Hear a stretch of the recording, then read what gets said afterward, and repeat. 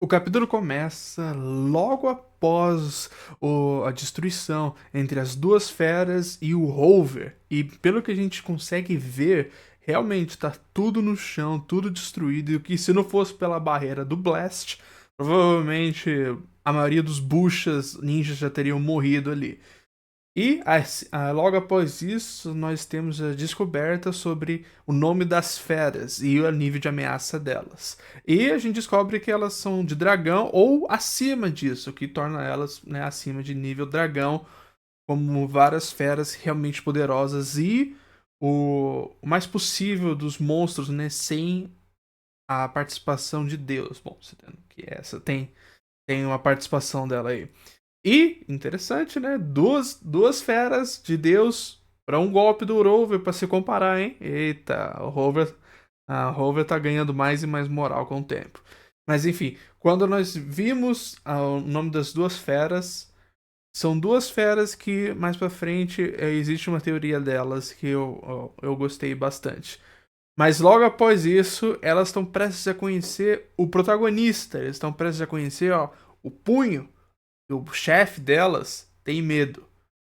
Porque nós também descobrimos que elas são, de acordo com o Blast, os bichinhos de estimação de Deus. E na hora que o Saitama está prestes a dar o soco, ó, pra mostrar que aqui o negócio é mais embaixo, o Void acaba acordando e acontece uma pequena explosão que tanto o Saitama e o Blast olham automaticamente. E aí a gente ganha uma informação que a gente já tinha antes, aí foi descanonizada e agora canonizada de novo. O Blast assistiu o final da luta, o soco, o que voltou no tempo e derrotou o Void.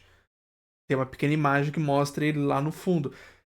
Bom, isso acontece por pequenos problemas, porque antes a gente tinha o contexto que o Blast tinha conversado com o Snitch sobre, né, o ataque, mas agora não tem isso. Mas o Blast ainda tem conhecimento do Saitama ter derrotado o Garou. Então, né, fica nesse meio termo assim, né? A gente vai ver como essas informações são mais pra frente. Mas, quando isso acontece, o Blast e o Void, na hora o, se explodem do chão e o Void faz o ataque dele, que a gente já tinha conhecimento de antes, mas agora voltou a ser canônico de novo. Voltou a ser canônico de novo. O corte dimensional dele.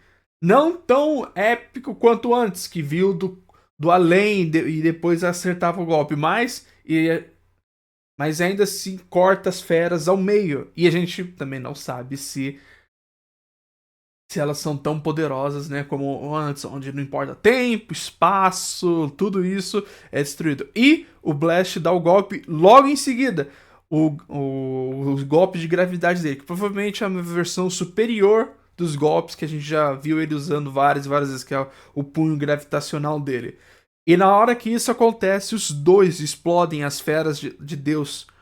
E na hora que isso acontece, parece que eu vi algumas pessoas comentando sobre isso, mas eu não tenho tanta certeza assim. Mas parece que elas estão se regenerando, ainda assim. E é impressionante. Tanto o corte dimensional, se for tão forte quanto era antes de ser recanonizado, e elas ainda assim são capazes de se regenerar disso. E além disso, do golpe do Blast também, que não é nenhuma coisa pouca também. É realmente impressionante. Mas antes mesmo delas conseguir se regenerar completamente, se for isso que esteja acontecendo, o Blast na hora fecha o portão dimensional que elas reapareceram. E na hora, isso acaba, né, com essas feras, né, os monstros mais fortes e mais rápidos de terminar que já apareceu sem envolvimento do Saitama. E na hora que isso termina, o, o Void cai no chão e a parte dele de monstro foi destruída, bem parecido com o que aconteceu com o Garou antes. Agora a gente não sabe. Bom, agora ele vai ser do bem agora, ele vai ser de boa, é isso, foi tudo isso só pra terminar com ele voltando a ser do bem no final. Mas por enquanto foi isso, foi um capítulo bem pequeno. E sobre as feras, tem uma teoria interessante, porque os nomes delas são baseados nas quatro feras divinas de Deus, né, da mitologia chinesa. E essa não é a primeira vez que tanto o Murata quanto o On pegou várias referências divinas de vários tipos de religião. Por exemplo, o Garou se transformando em sal, o Deus andando sobre a água e assim vai. Mas com isso, essas quatro esferas, que são tanto a tartaruga, o dragão, a ave vermelha e o tigre. Tanto o tigre quanto a tartaruga aparecem aí. Mas e se, esse eu vi uma teoria, várias teorias por aí rodando, e se tanto o dragão for o dragão cruel, que o Saitama já derrotou, quando ele foi para outro continente, e a ave for o Homem Fênix?